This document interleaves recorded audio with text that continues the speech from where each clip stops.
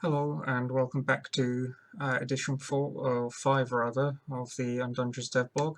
As you can see, some aesthetic elements have been added in, the lighting has been tweaked to make it more atmospheric, and there are now some 3D models in the game to be more representative of, well, what the cubes actually represent.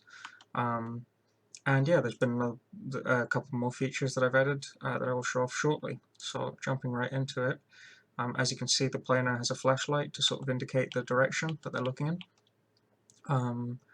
And yeah, if you can see also that there is a slight pixelated effect to everything. This is to sort of sell the PSX vibe.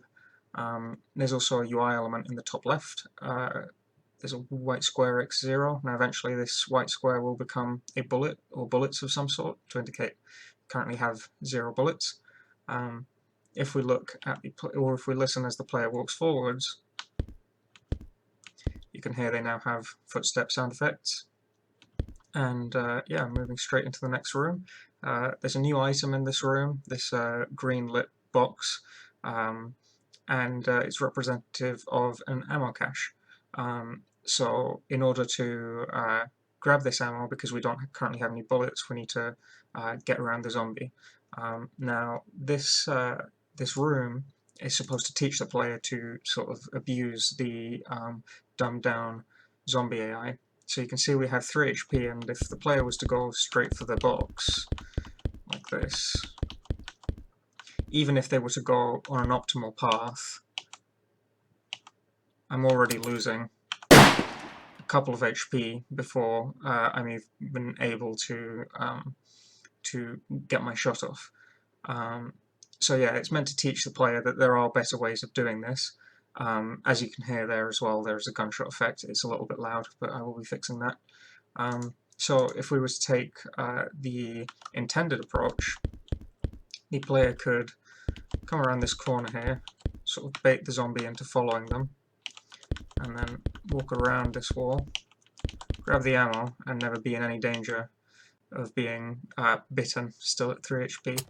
If you observe as well, as the zombie comes closer, whenever they overlap with one of these blue boxes, they turn red. This is to help the player sort of gauge that they can actually shoot the zombie, because from certain camera angles it can be unclear. Yeah, as they move forwards, it sort of switches, brace for another shot. And yeah, the next room is a little bit different. If we walk forwards, you can see the player from this angle can't see that there are any zombies, but as soon as they step in, they'll realise they've been ambushed.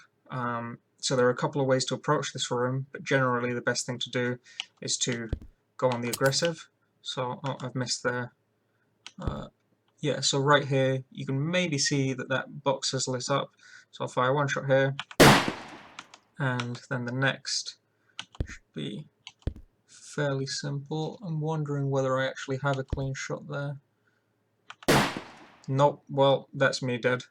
I'll try and execute this a little bit better. Speedrun time.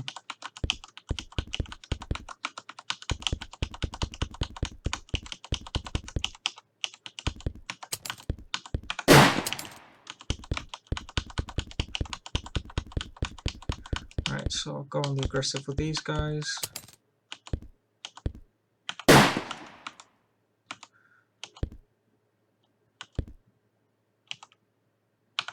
And there we go.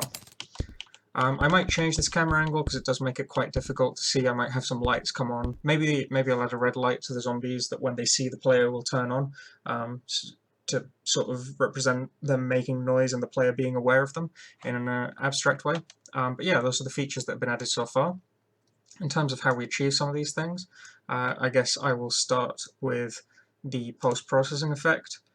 Really, it's quite simple. It's an asset that I downloaded online, which is just this neat post-processing effect. It has a script attached to it that I'll show off here.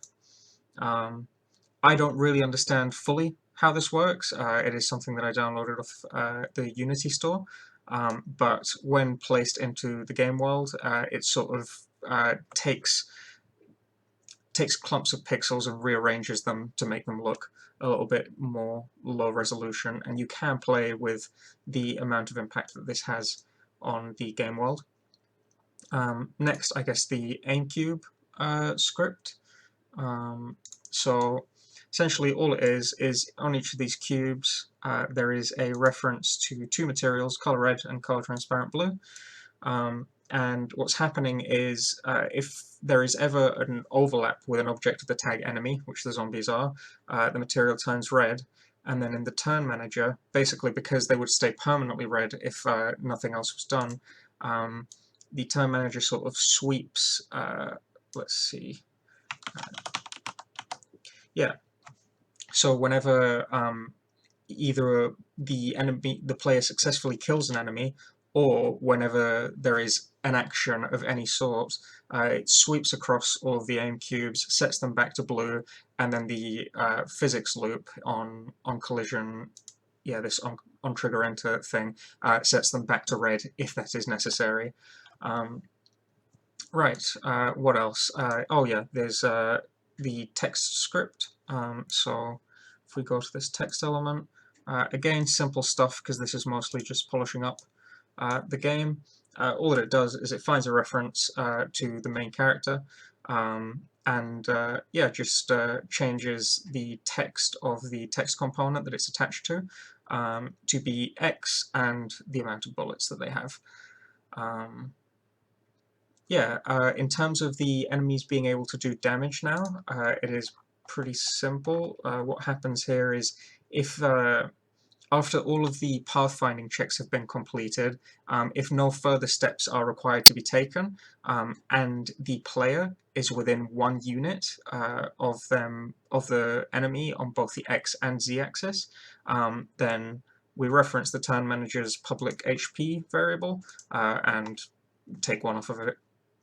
And then if the in here, if HP is ever found to be less than or equal to 0, it switches this ball to false, which starts off at true, and this ball is containing the entire game loop within it. So yeah, if this ball is ever false, then nothing can ever happen. I will eventually add a death screen, so on and so forth. In fact, I should probably demonstrate that that works.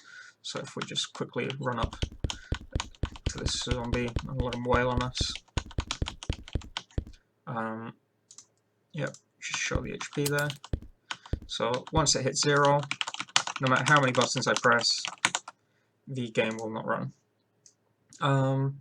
And finally, I think, oh yeah, there's the ammo box, which is just a simple, oh sorry, this part is on the main character script, where if the main character ever collides with an object with tag ammo box, it adds 3 bullets to the game and destroys the ammo box. And I think that's it so far. You can see this is the terrible Unity UI system, which has this enormous canvas. Yeah, next time, hopefully, the walls will have some textures. We'll have a couple of extra rooms, and maybe some more puzzle type stuff, like what I did with this ammo box. Yeah, the game will be close to being able to be called finished. So I'll see you for that.